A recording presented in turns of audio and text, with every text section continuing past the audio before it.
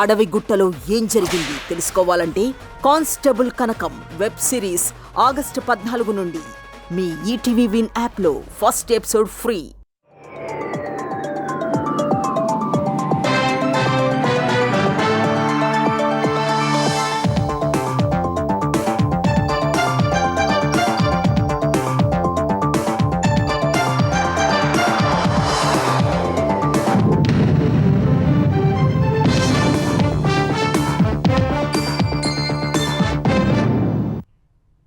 నమస్కారం, ఈటీవీ న్యూస్కు స్వాగతం. ముఖ్యాంశాలు. తెలంగాణలోని పలు జిల్లాలను ముంచెత్తిన వాన. జలదిగ్బంధంలో వరంగల్, హనుమకొండ ఇళ్లల్లోకి వరద చేరి ప్రజల అవస్థలు.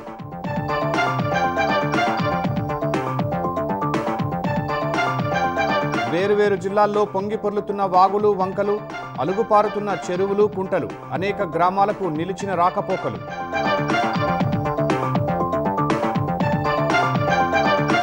ఈ సాయంత్రం నుంచి తెలంగాణ జిల్లాలకు భారీ వర్ష సూచన. అనేక ప్రాంతాలకు ఎల్లో హెచ్చరిక జారీ చేసిన వాతావరణ విభాగం.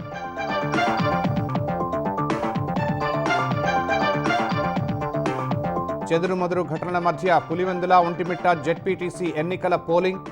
కార్యకర్తలతో కలిసి అవినాష్ రెడ్డి హంగామా.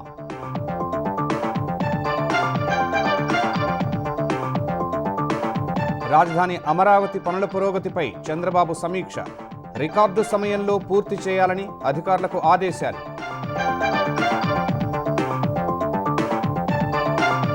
జస్టిస్ యశ్వంత్ వర్మపై అభిశంసన తీర్మానాన్ని స్వీకరించిన లోక్సభ స్పీకర్. ఆరోపణలపై విచారణకు త్రిసభ్య కమిటీ ఏర్పాటు. ప్రతీకార సుంకాలపై చైనా, అమెరికా పట్టువిడుపులు. అగ్రరాజ్యం గడువు పెంచడంతో అదనపు సుంకాలు రద్దు చేసిన డ్రాగన్.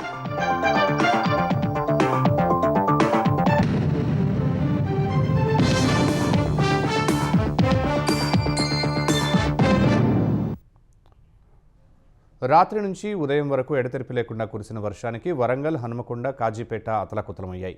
అర్ధరాత్రి 1 గంట నుంచి ఉదయం 5 గంటల వరకు కురిసిన కుండపోత వర్షానికి జనజీవనం స్తంభించిపోయింది. లోతట్టు ప్రాంతాల్లోకి వరద నీరు చేరడంతో ప్రజలు తీవ్ర ఇబ్బందులు పడుతున్నారు. రాత్రి నుంచి కురిసిన భారీ వర్షానికి వరంగల్, హనుమకొండ, కాజీపేటల్లో పలు కాలనీలు జల దిగ్బంధంలో చిక్కుకున్నాయి. వివేకానంద కాలనీ, లక్ష్మీ గణపతి కాలనీ, శివానగర్, మధురానగర్లో ఇళ్లలోకి వరద నీరు చేరింది. వరంగల్ అండర్ రైల్వే బ్రిడ్జ్ వద్ద వరద నీరు చేరి వాహనదారులు తీవ్ర ఇబ్బందులు ఎదుర్కొంటున్నారు. ఖమ్మం, వరంగల్ ప్రధాన రహదారిపై నీరు నిలవడంతో వాహనాలు ఎక్కడికక్కడే నిలిచిపోయాయి.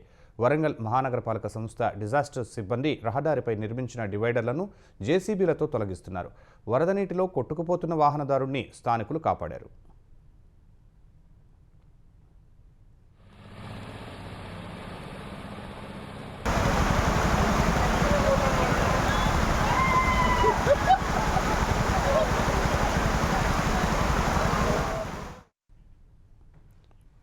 ఉర్సుగుట్ట సమీపంలోని డీకే నగర్లోని ఇళ్లల్లోకి వరద నీరు చేరింది. గుడిసెల్లో ఉంటున్న వారిని అధికారులు పునరావాస కేంద్రాలకు తరలించారు. Hunter road, NTR Nagar, Ramannapeta, Karimabad, Sakarasikunta, NN Nagar, Battala Bazar, పాత బీట్ బజార్లో వరద పోటెత్తింది. మైసయ్య నగర్ ప్రాంతంలోని శివానగర్లో దాదాపు 300 ఇళ్లను వరద చుట్టుముట్టింది. 3 ఏళ్లుగా వర్షం కురిసిన ప్రతిసారి తీవ్ర ఇబ్బందులు పడుతున్నామని కాలనీవాసులు వాపోతున్నారు. 1:30 నుంచి మొదలైంది వర్షం. తినడానికి బోలు గీళ్ళు మొత్తం ఇంట్లో మొత్తం నిండిపోయింది. బయటికి కట్టబట్టలతో బయటకు వచ్చిన పిల్లలతో మొత్తం తడిచిపోయినాయి. తేలుతానే నీళ్ళ మాదైతే మొత్తం మునిగింది. కట్టుబట్టలతో బయటకు ఉన్న చిన్న చిన్న పిల్లలు ఉన్నారు. మాకైతే ఎవ్వలేరు. ఇంకా బాగా ఉన్నది బతుకంత పరిస్థితి మాది. ఇక్కడ మాకు ఒక దాదాపు 300 కుటుంబాలు ఉంటాయి. ఇక్కడ పట్టించుకునే వాళ్ళు నాలుగు అంటే ఎవరు లేరు. వర్షం వచ్చినప్పుడల్లా ఇదే పరిస్థితి మా పరిస్థితి. ఈ నాలాలు మొత్తం సాఫ్ చేయాలి. ఎక్కడెక్కడైతే మొత్తం కబ్జాలు చేసుకున్నారో అవన్నీ కూడా నాలాలు సాఫ్ చేస్తేనే తప్ప దీనికి పరిష్కారం అంటూ ఉండదు. 5:30 నుంచి వరద పెరిగింది. మొత్తం ఇళ్ళకు మొత్తం నీళ్ళే, వాటరే, బియ్యం, నీళ్లు, బట్టలు అన్ని తడిసినాయి. తాగుదాం అంటే మంచి ఇల్లు లేవు సార్. వరంగల్ 32వ డివిజన్లో రామ్ లక్ష్మణ్ గార్డెన్స్ ప్రహరీ గోడ కూలింది. గోడ విద్యుత్ స్తంభాలపై పడి అవి కూడా నేల కొరిగాయి. జోరు వర్షానికి హనుమకొండ బస్టాండ్, చౌరస్తా చెరువులను తలపిస్తున్నాయి. హనుమకొండలో పలు లోతట్టు ప్రాంతాలు నీట మునిగాయి. కాజీపేట్, హసన్పర్తి, రెడ్డిపురం, గోకుల్ నగర్, అంబేద్కర్ నగర్, న్యూ సాయంపేటలోని లోతట్టు ప్రాంతాల ప్రజలు ఇబ్బందులు పడుతున్నారు. హనుమకొండ 2వ డివిజన్ భగత్ సింగ్ నగర్ నీట మునిగింది. ఇళ్లల్లోకి వర్షపు నీరు చేరి నిత్యావసర సరుకులు తడిసిపోయాయి. కాలనీలో సైడ్ డ్రైనేజీ రోడ్డు నిర్మించి సమస్యకు శాశ్వత పరిష్కారం చూపాలని స్థానికులు కోరుతున్నారు.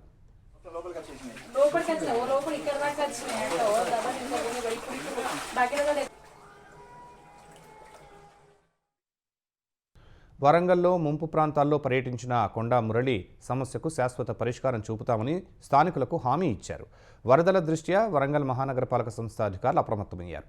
ముంపు ప్రాంతాల నుంచి ప్రజలను సురక్షిత ప్రాంతాలకు తరలిస్తున్నారు. ఉపరితల ఆవర్తనం ప్రభావంతో తెలంగాణ వ్యాప్తంగా అనేక జిల్లాల్లో విస్తారంగా వర్షాలు కురుస్తున్నాయి. త్రినగరి, వరంగల్, కాజీపేట, హనుమకొండతో పాటు ఉమ్మడి వరంగల్ జిల్లాలోనూ వాగులు వంకలు పొంగిపొలుతున్నాయి. అనేక గ్రామాలకు రాకపోకలు నిలిచిపోయాయి. ఖమ్మం, సూర్యాపేట జిల్లాల్లోనూ జోరు వర్షాలకు ప్రజలు ఇబ్బందులు పడుతున్నారు. మహబూబాబాద్ జిల్లా కొత్తగూడెం మండలంలో వాగులు వంకలు పొంగి పాకాల సరస్సుకు వరద పోటెత్తింది. పాకాల సరస్సు పూర్తిస్థాయి నీటి మట్టం 31 అడుగులు కాగా 27.5 అడుగులకు చేరుకుంది. కొత్తగూడ, గంగారం ఉమ్మడి మండలాల్లో వాగులు వంకలు పొంగిపొలుతున్నాయి. నర్సంపేట కొత్తగూడ ప్రధాన రహదారిలో బుర్కరపల్లి వాగు, గుంజేడు తోపు ఉధృతికి లో లెవెల్ వంతెనలపై నుంచి వరద ప్రవహిస్తోంది. రాకపోకలకు అంతరాయం ఏర్పడింది. రాళ్లతోటి వాగు కూడా ఉధృతంగా ప్రవహిస్తుండటంతో పోలీసులు, రెవెన్యూ శాఖ అధికారులు వాగులు దాటకుండా చర్యలు చేపట్టారు. గంగారం మండలంలోని కోమట్లగూడెం పెద్ద చెరువు మత్తడి పోస్తోంది.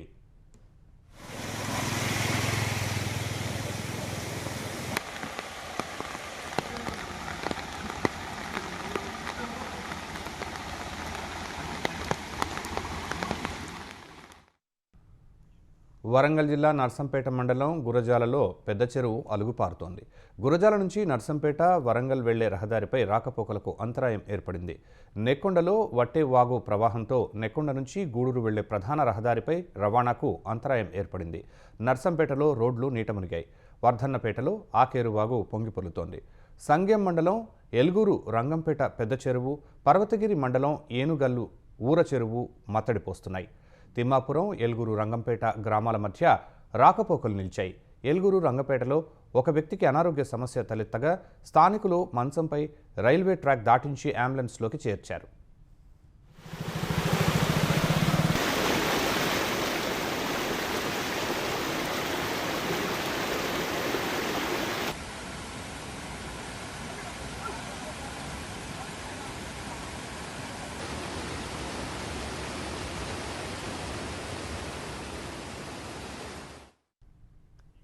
జయశంకర్ భూపాలపల్లి జిల్లా కేంద్రంలో ఎడతెరిపి లేకుండా కురుస్తున్న వర్షానికి పలు ప్రాంతాల్లో మట్టి రోడ్లు కొట్టుకుపోయాయి.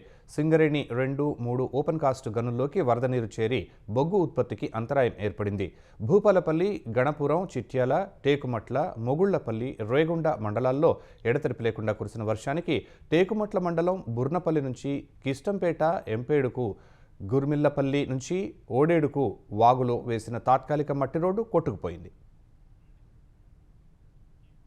ఖమ్మం జిల్లా చింతకాని మండలం నాగులవంచ సమీపంలో బండి రేవు వాగు ఉధృతంగా ప్రవహిస్తోంది. నాగులవంచ నుంచి పాతర్లపాడు రైల్వే కాలనీ, బోనకల్లు మండలం రామాపురానికి రాకపోకలు నిలిచిపోయాయి. ఖమ్మం జిల్లాలో భారీ వర్షాలకు పాలేరు జలాశయం పూర్తిస్థాయి నీటి మట్టం 23 అడుగులకు మించి ప్రవహిస్తోంది. పంట పొలాలు నీట మునుగుతాయని రైతులు ఆందోళన చెందుతున్నారు. కూసుమంచులో కట్టలమ్మ చెరువు పొంగి కృష్ణాపురం, పోచారం గ్రామాలకు రాకపోకలు నిలిచిపోయాయి.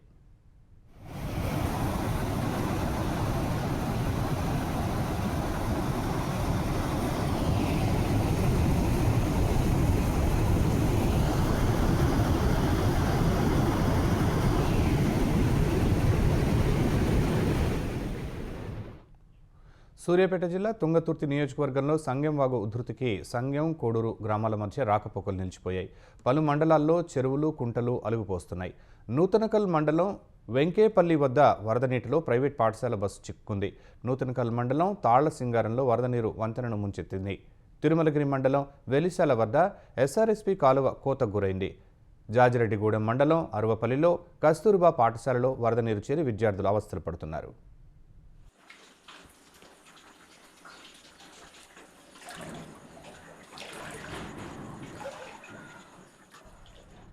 ఎగువ నుంచి వరద నీటితో హైదరాబాద్ అంబర్పేట వద్ద మూసారాంబాగ్ బ్రిడ్జిపై నుంచి వరద నీరు ప్రవహిస్తోంది.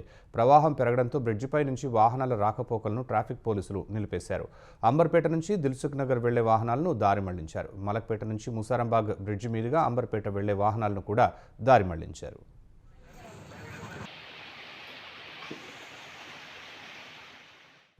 ఉపరితల ఆవర్తనం ప్రభావంతో ఇవాళ ఉమ్మడి ఆదిలాబాద్, ఖమ్మం, వరంగల్తో పాటు జగిత్యాల జిల్లాల్లో భారీ వర్షం కురిసే అవకాశం ఉందని హైదరాబాద్ వాతావరణ కేంద్రం ప్రకటించింది. రేపు పశ్చిమ మధ్య బంగాళాఖాతంలో అల్పపీడనం ఏర్పడే అవకాశం ఉందని, దీని ప్రభావంతో 13, 14, 15 తేదీల్లో భారీ నుంచి అతి భారీ వర్షాలు కురుస్తాయని తెలిపింది. హైదరాబాద్లో ఆగస్టు 15 నుంచి ₹5కే అల్పాహారాన్ని అందించే ఇందిరమ్మ క్యాంటీన్లు అందుబాటులోకి రానున్నాయి. ఈ క్యాంటీన్లను ముఖ్యమంత్రి రేవంత్ రెడ్డి లాంఛనంగా ప్రారంభించనున్నారు. ఇందుకోసం జీహెచ్ఎంసీ నగరంలోని 150 డివిజన్లలో తొలి విడత 60 ఇందిరమ్మ క్యాంటీన్లను సిద్ధం చేసింది. ఉదయం 7:30 నుంచి అల్పాహారాన్ని, మధ్యాహ్నం 12:30 నుంచి భోజనాన్ని అందిస్తారు. Hare Krishna movement charitable foundation మధ్యాహ్న భోజనం, అల్పాహారాన్ని సరఫరా చేస్తోంది. వారంలో 6 రోజులు చిరుధాన్యాలతో కూడిన అల్పాహారాన్ని బడుగు జీవులకు వడ్డించబోతున్నారు. చెదురుమదురు ఘటనల మధ్య కడప జిల్లా పులివెందుల, ఒంటిమిట్టలో జెడ్పీటీసీ ఉప ఎన్నికలు జరుగుతున్నాయి. టీడీపీ అభ్యర్థి లతారెడ్డి, వైసీపీ అభ్యర్థి హేమంత్ రెడ్డి సహా 11 మంది పులివెందుల ఉప ఎన్నికలో పోటీ పడుతున్నారు. పులివెందుల మండలంలో 10,600 మంది ఓటర్లు ఉండగా మధ్యాహ్నం వరకు 50% పోలింగ్ నమోదైంది. కణంపల్లిలో టీడీపీ, వైసీపీ వర్గీయుల మధ్య స్వల్ప ఘర్షణ తలెత్తింది. ఓటు వేసేందుకు వెళుతున్న టీడీపీ కార్యకర్తలను వైసీపీ కార్యకర్తలు అడ్డుకున్నారు. టీడీపీ కార్యకర్తల కారు అద్దాలు ధ్వంసం చేయగా టీడీపీ కార్యకర్తలు ప్రతిఘటించారు. పోలీసులు జోక్యం చేసుకుని ఇరు వర్గాలను చెదరగొట్టారు. ఒంటిమిట్టలో జెడ్పీటీసీ ఉప ఎన్నిక చెదురుమదురు ఘటనల మధ్య సాగుతోంది. ఒంటిమిట్టలో టీడీపీ అభ్యర్థి ముద్దు కృష్ణారెడ్డి, వైసీపీ అభ్యర్థి ఇరగం రెడ్డి సహా 11 మంది అభ్యర్థులు పోటీలో ఉన్నారు. చింతరాజుపల్లె, కొత్తపల్లి, మంటపంపల్లె, సలాబడు గ్రామాల్లో టీడీపీ ఏజెంట్లపై వైసీపీ ఏజెంట్లు, నాయకులు జులుం ప్రదర్శించడం ఉద్రిక్తతకు దారితీసింది. అక్కడకు చేరుకున్న మంత్రి రాంప్రసాద్ ఎదుటే వైసీపీ నాయకులు హంగామా చేశారు. ఈ సందర్భంగా ఇరు వర్గాల మధ్య తోపులాట జరిగింది. పోలీసులు పరిస్థితిని చక్కదిద్దారు. సాయంత్రం 5 గంటల వరకు 2 చోట్ల పోలింగ్ కొనసాగనుంది. పులివెందుల, ఒంటిమిట్ట జెడ్పీటీసీ ఉప ఎన్నికల సందర్భంగా కడప ఎంపీ అవినాష్ రెడ్డి వైసీపీ శ్రేణులతో కలిసి హంగామా సృష్టించారు. ఉప ఎన్నికల్లో అవాంఛనీయ ఘటనలు జరగకుండా పోలీసులు ముందు జాగ్రత్తగా పలువురు వైసీపీ, టీడీపీ నేతలను అదుపులోకి తీసుకున్నారు. ఎంపీ అవినాష్ రెడ్డిని అదుపులోకి తీసుకుని ఎర్రగుంట్ల మండలం నిడిజివ్వి గ్రామంలో మాజీ ఎమ్మెల్యే సుధీర్ రెడ్డి ఇంటి వద్ద వదిలేశారు. అందుకు నిరసనగా నిడుజివ్వి గ్రామం నుంచి కార్యకర్తలతో కలిసి అవినాష్ రెడ్డి ఎర్రగుంట్లకు ర్యాలీగా బయలుదేరారు. వారిని అడ్డుకున్న పోలీసులకు, వైసీపీ కార్యకర్తలకు మధ్య తోపులాట జరిగింది. అనంతరం 4 రోడ్ల కూడలిలో అవినాష్ రెడ్డి ధర్నాకు దిగారు.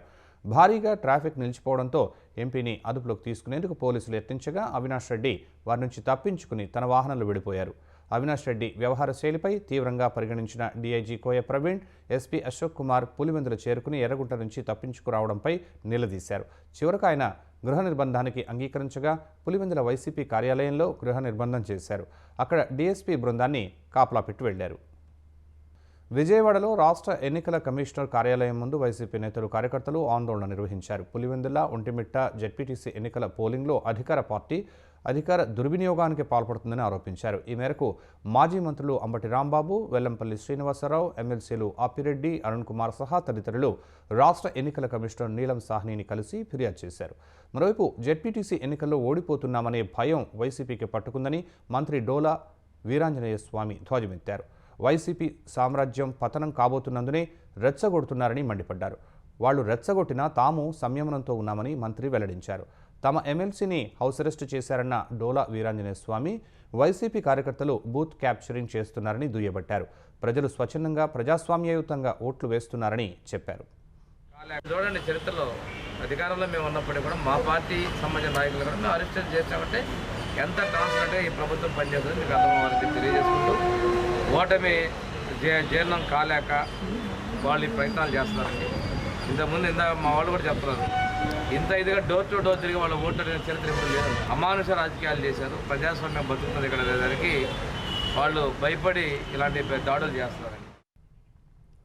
రాజధాని అమరావతి నిర్మాణ పనుల పురోగతిపై ముఖ్యమంత్రి చంద్రబాబు సమీక్ష నిర్వహించారు. రాజధాని నిర్మాణం కోసం మొత్తం 81,317 కోట్ల రూపాయల పనుల్ని సిఆర్డీఏ ప్రతిపాదించింది.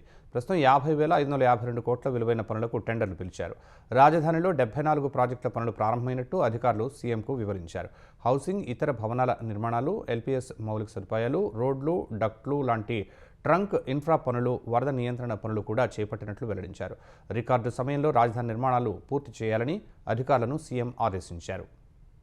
ఎగువ నుంచి వస్తున్న వరదతో కృష్ణమ్మ మరోసారి పరవళ్లు తొక్కుతోంది. జూరాల, సుంకేసుల ప్రాజెక్టుల నుంచి భారీగా వరద రావడంతో శ్రీశైలం ప్రాజెక్టు 4 గేట్లెత్తి నీరు విడుదల చేస్తున్నారు.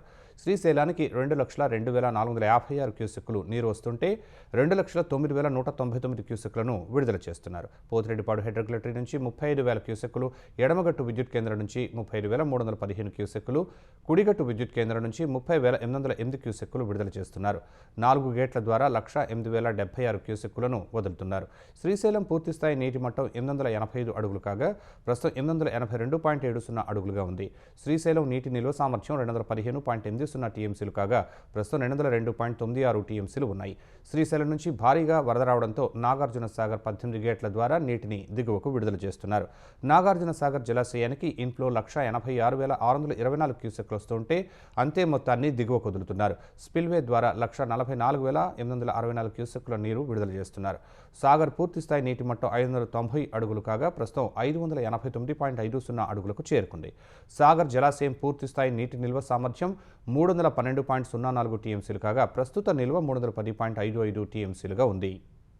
పెద్దపల్లి జిల్లాలో 2021 ఏడాది జరిగిన న్యాయవాద దంపతుల హత్య కేసు దర్యాప్తును కేంద్ర దర్యాప్తు సంస్థ సిబిఐకి సుప్రీంకోర్టు అప్పగించింది.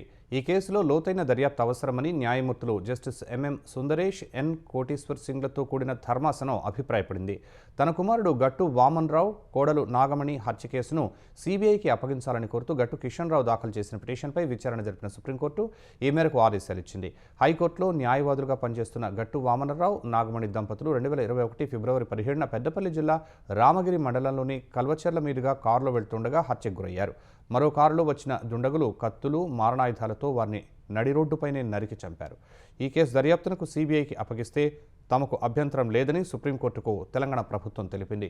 ఈ కేసులో మరణవాంగ్మూలం వీడియో అసలుదేనని ఫోరెన్సిక్ సైన్స్ ల్యాబొరేటరీ నివేదిక ఇచ్చినట్లు కోర్టుకు తెలంగాణ సర్కార్ తెలిపింది.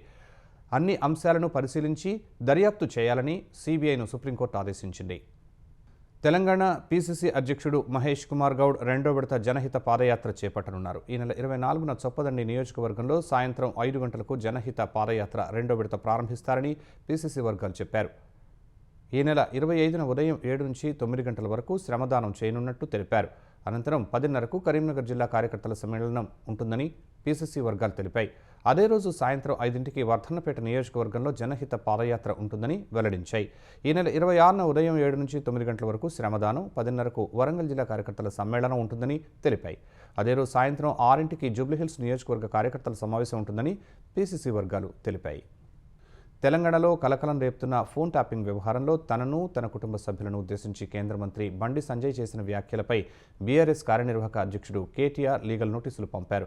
టెలిఫోన్ ట్యాపింగ్ వ్యవహారంలో బండి సంజయ్ అడ్డగోలుగా సత్యదూరమైన వ్యాఖ్యలు చేశారని కేటీఆర్ నోటీసుల్లో పేర్కొన్నారు. ఒక కేంద్ర మంత్రిగా ఉండి బాధ్యతారహితంగా మరో ప్రజాప్రతినిధిపై సత్యదూరమైన ఆరోపణలు చేయటం దుర్మార్గమని ఆ నోటీసుల్లో కేటీఆర్ స్పష్టం చేశారు. కేవలం రాజకీయ ఉనికి కోసమే తనపై ఇలాంటి ఆరోపణలు చేస్తున్నారని ఆక్షేపించారు. ఇందుకు వెంటనే క్షమాపణ చెప్పాలని కేటీఆర్ తన నోటీసుల్లో పేర్కొన్నారు. భవిష్యత్తులో అడ్డగోలు ఆరోపణలు చేయరాదని నోటీసుల్లో తెలిపిన కేటీఆర్, లేదంటే చట్ట ప్రకారం క్రిమినల్ చర్యలకు బాధ్యులవుతారని స్పష్టం చేశారు.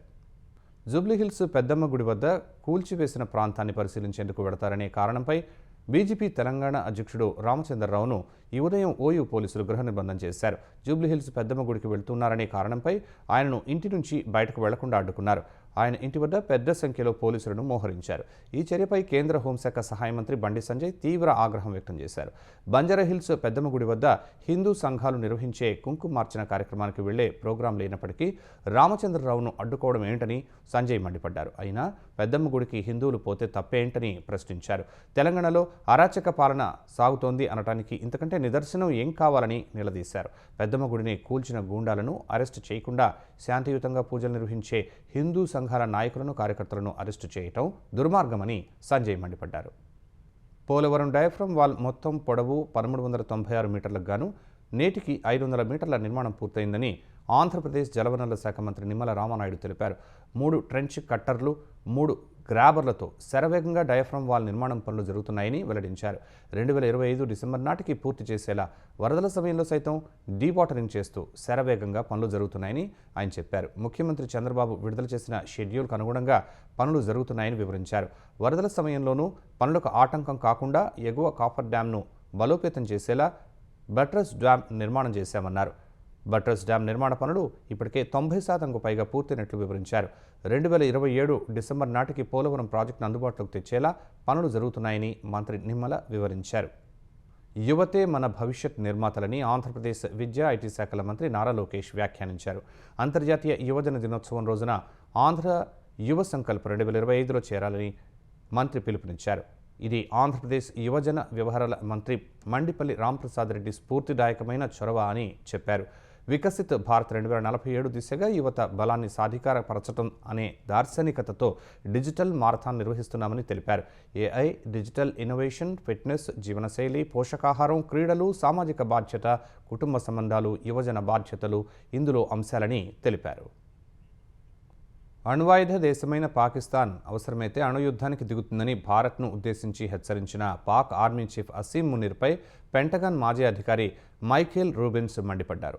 అసీం మునీర్ వ్యాఖ్యలు చూస్తుంటే ఆయనకు అల్ ఖైదా మాజీ ఒసామా బిన్ లాడెన్కు తేడా కనిపించడం లేదని రూబిన్స్ వ్యాఖ్యానించారు.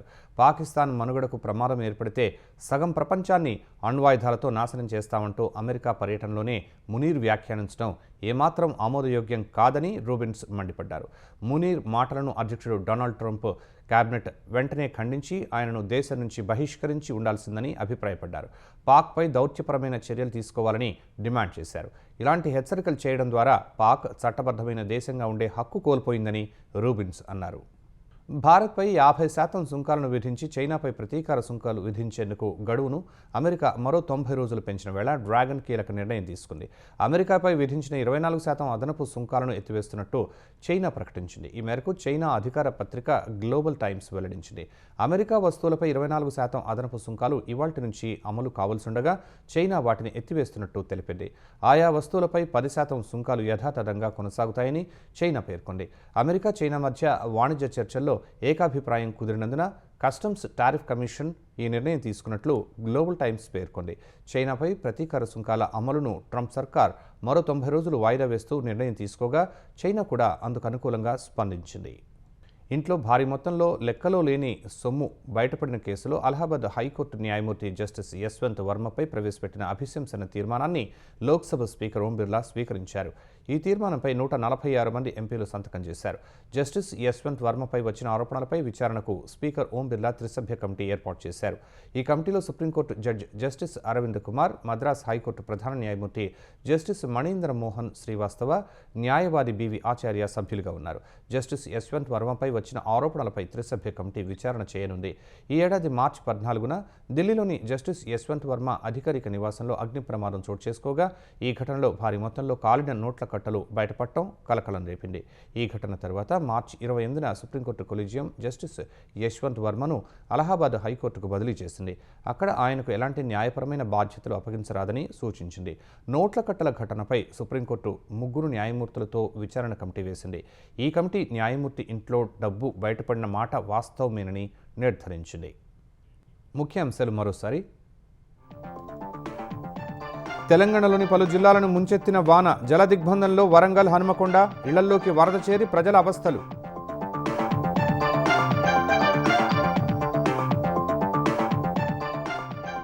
వేర్వేరు జిల్లాల్లో పొంగి పొర్లుతున్న వాగులు, వంకలు, అలుగుపారుతున్న చెరువులు, కుంటలు, అనేక గ్రామాలకు నిలిచిన రాకపోకలు.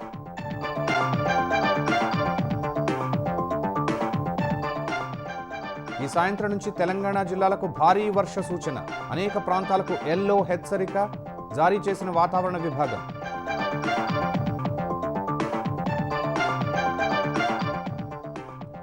చెదురుమదురు ఘటనల మధ్య పులివెందుల, ఒంటిమిట్ట జెడ్పీటీసీ ఎన్నికల పోలింగ్, కార్యకర్తలతో కలిసి అవినాష్ రెడ్డి హంగామా.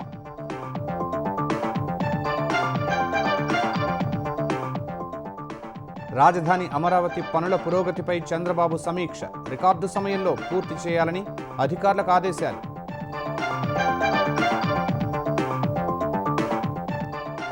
జస్టిస్ యశ్వంత్ వర్మపై అభిశంసన తీర్మానాన్ని స్వీకరించిన లోక్సభ స్పీకర్.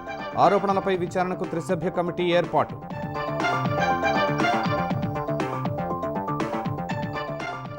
ప్రతీకార సుంకాలపై చైనా, అమెరికా పట్టుబిడుపులు. అగ్రరాజ్యం గడువు పెంచడంతో అదనపు సుంకాలు రద్దు చేసిన డ్రాగన్.